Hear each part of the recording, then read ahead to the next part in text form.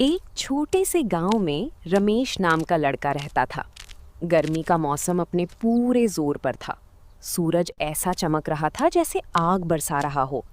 गांव के तालाब सूखने लगे थे, पेड़ों की पत्तियां मुरझा गई थीं और लोग माँ, दोपहर में घर से बहुत निकलने से गर्मी है डरते थे। और मैं बहुत थक गया हूँ। रमेश हर बेटा, दिन अपनी माँ के परेशान साथ मत हो, खेत में सब काम ठीक हो करने जाएगा। जाता था, बस थोड़ा लेकिन इस धैर्य बार रखो। गर्मी इतनी माँ, ज्यादा थी कि बहुत काम गर्मी करना है बहुत और मैं मुश्किल बहुत हो थक गया था। गया हूँ। बेटा, एक दिन रमेश ने परेशान अपनी मत माँ हो, से सब कहा, ठीक हो जाएगा। माँ, बस थोड़ा ये धैर्य गर्मी रखो। कब खत्म होगी? माँ, अब तो बहुत सहा नहीं गर्मी है जाता। और मैं बहुत माँ थक गया हूँ। मुस्कुराई और बेटा, बोली, परेशान मत हो, बेटा, सब ठीक हो हर जाएगा। मुश्किल के बस बाद थोड़ा राहत धैर्य रखो। जरूर आती है। एक दिन दोपहर में जब रमेश खेत से लौट रहा था, उसे रास्ते में एक पुराना बरगद का पेड़ दिखा। वो बहुत बड़ा था और उसकी छाया बहुत ठंडी थी। रमेश थक चुका था तो वो वहीं बैठ गया। जैसे ही वो पेड़ के नीचे बैठा, उसे अजीब सी ठंडक महसूस हुई। ऐसा लग रहा था जैसे कोई ठंडी हवा उसे छू रही हो।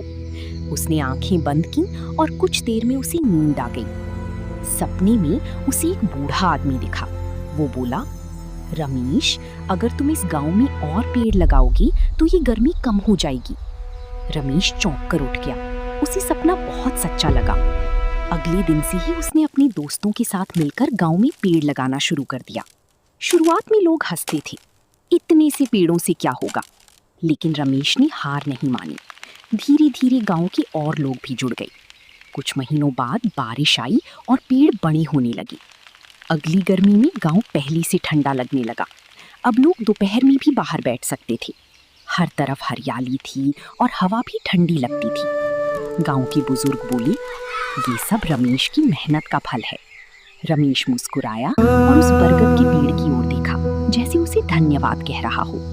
Me gustaría pedir un café grande, por favor. Perfect. Your phrasing is improving so quickly. Keep up the good work.